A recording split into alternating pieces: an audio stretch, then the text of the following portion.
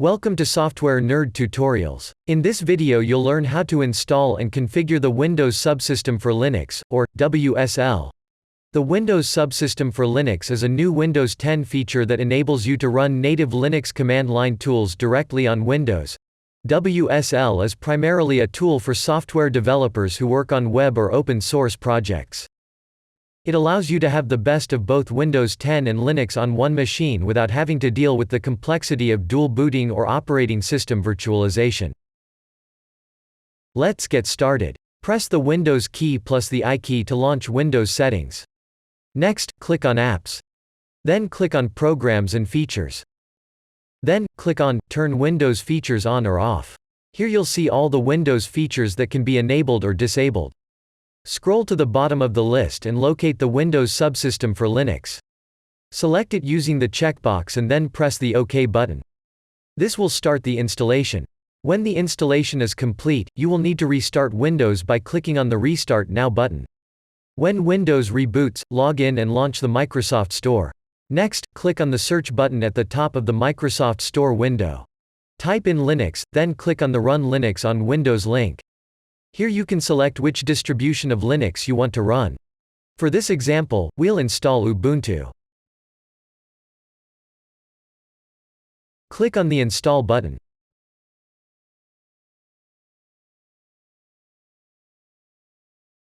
When the installation is complete, click on the Launch button. This will run a bash shell with your Linux distribution. Wait for the rest of the installation to complete. This will take a couple of minutes. Once the installation has completed, you will be asked to create your default Unix account. Enter your Unix username, then enter and confirm the password for your account.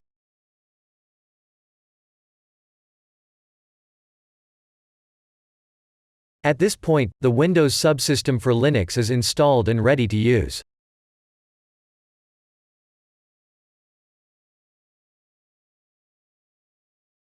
Now that Ubuntu is installed, it's a good idea to update it. This happens in two steps. The first step is to update Ubuntu's packages using the sudo apt update command. This command updates the list of available packages and their versions, but it does not install or upgrade any packages. This command has three components. The first component is the word sudo. This is short for super user do, and you use it when you need to perform a command as the super user or administrator of the system.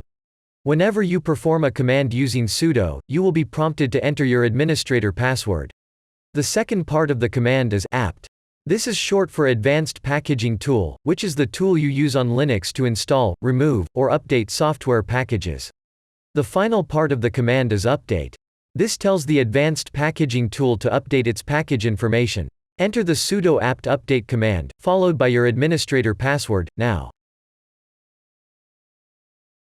Once the sudo apt update command has completed, you're ready for the second step in the update process, which is accomplished using the sudo apt upgrade command. This command tells the Advanced Packaging Tool to install the newest versions of all the packages that are currently installed on the system. Enter the sudo apt upgrade command now.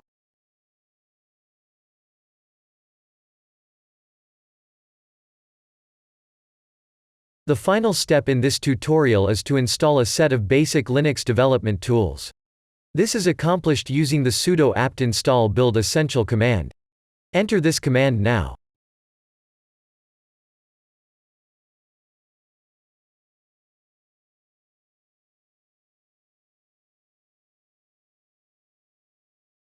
Thank you for watching this tutorial. If you found it useful and informative, give it a thumbs up down below, and subscribe and hit the bell icon to see more videos from this channel.